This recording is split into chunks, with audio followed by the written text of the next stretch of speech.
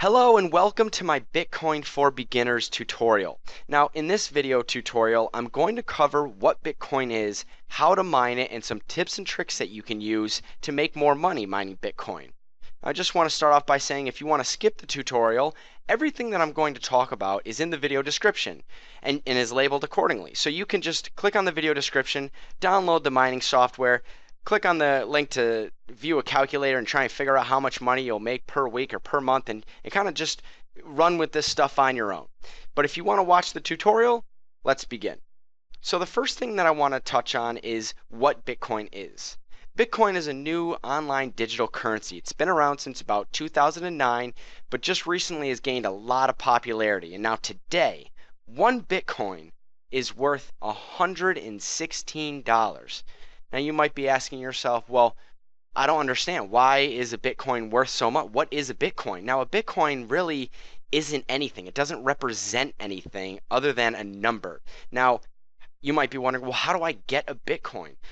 You can get a Bitcoin a number of different ways. You can exchange your local currency, like US dollars, for example, or you can allow your computer to mine. And mining is a process essentially that just uses your computer to solve mathematical problems, and you are rewarded when you solve these problems with a service fee. And those service fees, while small, add up, especially depending on how fast your computer is.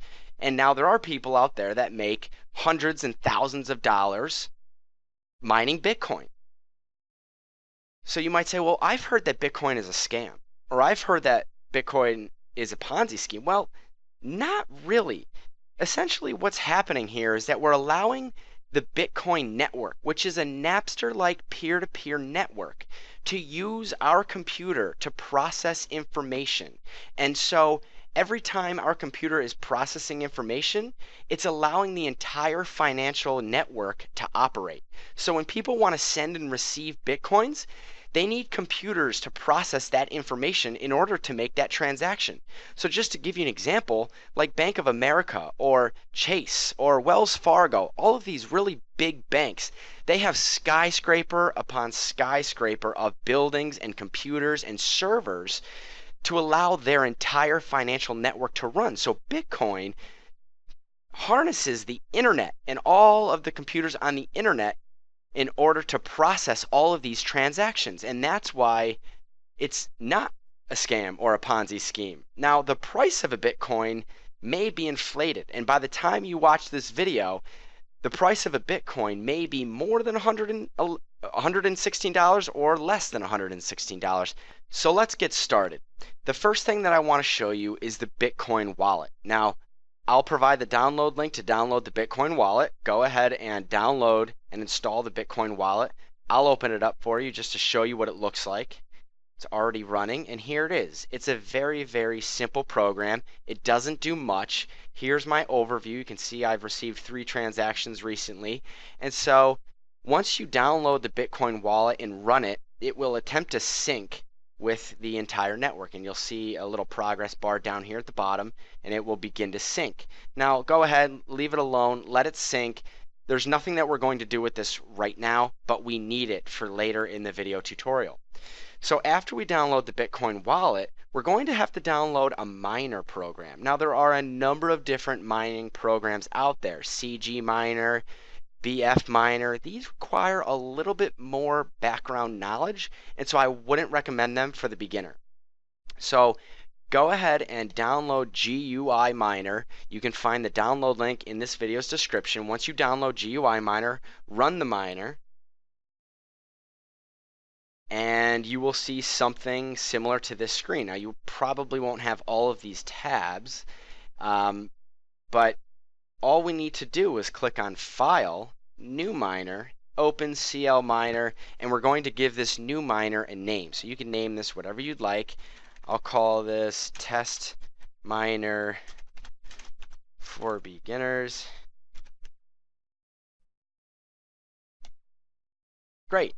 And that will show us a screen similar to this, but we don't have a username and we don't have a password, and the server is the pool that we're going to join. And that brings me to my next point. Well, what's a pool? Well, a pool is basically a collective pool, a collective network of computers that are all working together to solve blocks of information to receive Bitcoin. Now, there are a number of different pools out there. This is a really good chart of the pools that are currently available. BTC Guild is the largest pool, followed by, I believe, Bitminter and 50BTC, which are looks like they're equal at 16%. I'm going to show you Slush's pool, and the reason why I'm going to show you Slush's pool is because I've had really good success with Slush's pool. I've tried Elugis, which just wasn't working out for me. I wasn't really making much progress. BTC Guild, for some reason, I was making zero progress. I'm not sure if I had everything set up correctly. Bitminter is pretty popular. DeepBit is popular, but I'm going to show you Slush Pool. So the first thing that we need to do now is join a pool. So to join Slush Pool, we're going to type in this website here, mining.bitcoin.cz, and that'll bring you to just Slush's Pool's main website. We can click here to sign up. It's totally free. All you need is an email. You create a password. Once you create an account, you'll be brought to a screen right here. Now you can see here, Bitcoin address.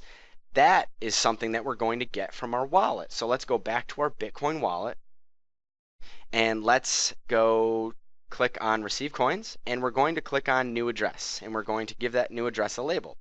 So I'll give that, let's see, Slush Pool for beginners address. So once I do that, you can see it pops up here in this list, and what I want to do is right click, copy that address, the string of code right here, and I'm just going to paste it right here. I'm just going to paste that address there. And so we're going to keep the send threshold at 0.01. These are just some statistics that will show you basically where you're at in mining. We're going to save these settings. Now we need to create a worker. So we've already figured out how we're going to get paid. Now we need to create a worker. And this is kind of like a login and password information. So we're going to register a new worker, and we're going to give this worker a name. It can be anything that you want. I'll just type in beginner. I'm going to give it a password. I suggest just something simple. 123 will work. Leave everything else the same. Click on save. And you'll see here that it will create your worker. Now, this is what we need to copy. Copy, go back to our miner, and now we're going to paste the worker username. See, I'm under that miner that I just created. I'm going to paste the username. The password was 123, and the server is the pool. And so you can see there are a bunch of pools, but I'm showing you Slush's pool. So I'll select Slush's pool. And next to device, this is where we can see which device we'll be using. We have my Intel i7 processor, and then we also have our graphics card processor. You want to select your graphics card processor. That's about 100 times faster than just your standard computer's CPU. CPU affinity, I'm just going to keep that at 0, and all we need to do is click this button. Boom, start mining. Now we're going to also click on View, Show Summary, and that's going to actually show us a nice little summary of all of the activity in our mining program and all of our workers that are mining. So you can see here, test miner for beginners. I have it mining. The only reason why it's only at 2.1 is because I'm already using all of my CPU power in my previous miner. So I'm just going to stop that. And so you can see here I'm mining at 131 mega hashes per second. And I've only started this up within the last 5 minutes. I'm already up to 110 shares that have been accepted, and I have 0 stales. Now this number here, this column, what this represents is a count of the number of times that you were given a bit of information for your computer to solve, and your computer solved it and sent in the answer, and your answer was confirmed as correct and accepted, and so you get a share under accepted. Now if you have any numbers in this column under stale, basically what that means is that you were given some information to solve, you solved it, you sent it in, but you sent it in too late, or you sent it in and it was wrong. So you'll have a number under this column, and that won't be counted towards your payout. So every time you get an accepted share, you get paid. Now, that's really all we need to do. Now, your computer is mining. So the next thing that you should do is let's try and figure out how much money we're going to make with this speed. And so how we do that is we use a calculator, a Bitcoin mining calculator. So I'm going to take this number here, 130 mega hashes per second, and I'm going to go to this Bitcoin calculator that I found that I like. That's great. So I'm also going to include this link in the video description. Go ahead and click on it. And this is a Bitcoin mining calculator. It's great. So we can enter in our mega hashes per second, which is 130. You're probably going to have a different number. It may be higher, it may be lower. And this is where we're going to enter how many watts our computer is using. So I have an 800 or an 850 power supply in my computer. Now, whether my computer is using all of that power or not is debatable. I don't think it is. So I'll just put 425. I'll split the difference. Whoops. 425 at 130. And your cost per kilowatt. Now, this is the cost of electricity where you live. Now, if you're not sure if you're not sure how much the cost per kilowatt is, you can always Google that. So let's just say that it's 12 cents per kilowatt. Let's just say I didn't have to spend anything. I'm just using my normal desktop computer. And let's just run this thing for a month. Now, today, Bitcoin is worth $116. We'll keep the difficulty just whatever it says, because that'll change. And the difficulty percent per month, I'm actually just going to keep that at 1.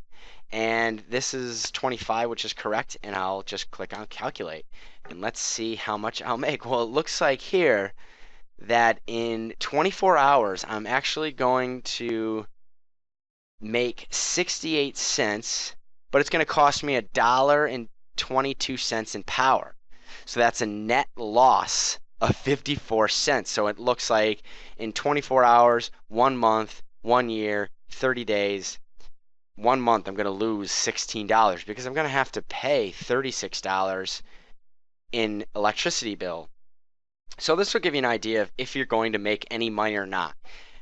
So then the question is, well, what do I have to do in order to make money? Well, the answer is your mega hashes per second, this number here needs to be higher. Needs to be higher than the amount of money that you need to spend on electricity. So you need to make more Bitcoin than it costs to run your computer. So let me just give you an example. Some people are making 3,000 mega hashes per second, which equates to 3 gigahashes. So 3,000 mega hashes per second. Let's just say and actually this number right here is probably wrong. My computer probably doesn't take 425 watts.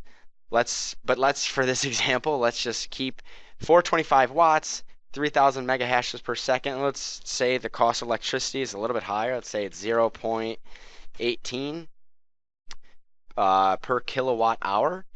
Cost of hardware, let's just say it cost me $500. Maybe I had to buy a new graphics card. Time frame 30 days. I'm going to bump that up to 90, 3 months. Keep all those settings the same. Calculate. So you can see here that in 90 days, 3 months, after spending $500, I would have made $1,239. I mean, that's pretty good. Now, these numbers obviously will change depending on what your computer specs are, how much power you'll be using, but that'll give you just a general ballpark idea as to how much money you can make with your computer. So just to quickly answer any question that you might have, in order to get this number higher, this mega hash per second, we need a faster graphics card. And so a really good website that I've found is this one here. It will basically compare all of the graphics cards that are out on the market today.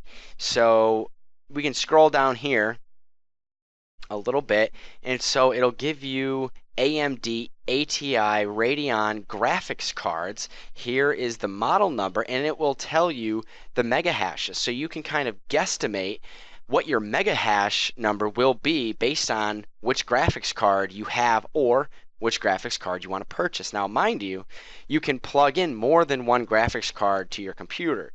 But in order to do that, you need to make sure that you have enough power to do that. So let's just say you had two 5970s running at 704 mega hashes per second times 2, that's 1408. So we could go back to the calculator. We could put in 1408, just keep that at 425. This is just all guessing right here. I don't know what your numbers will be, but you can see here that in 1 year, 1,000, 494 in 1 month, or I'm sorry, 90 days. So these are just some resources for you to check out and kind of experiment with. All in all, after watching this video, you should have been able to at least set up your wallet, set up your mining software, set up your worker, and connect to a pool, which then you would be able to start mining and you'd be able to figure out what your mega hash per second rate is. So that's it. That concludes the Bitcoin for Beginners tutorial. Let us know what your mega hash per second is. Let us know what you're working with. Or if you have any questions, leave that information in the comments section below. Thank you so much for watching, and good luck.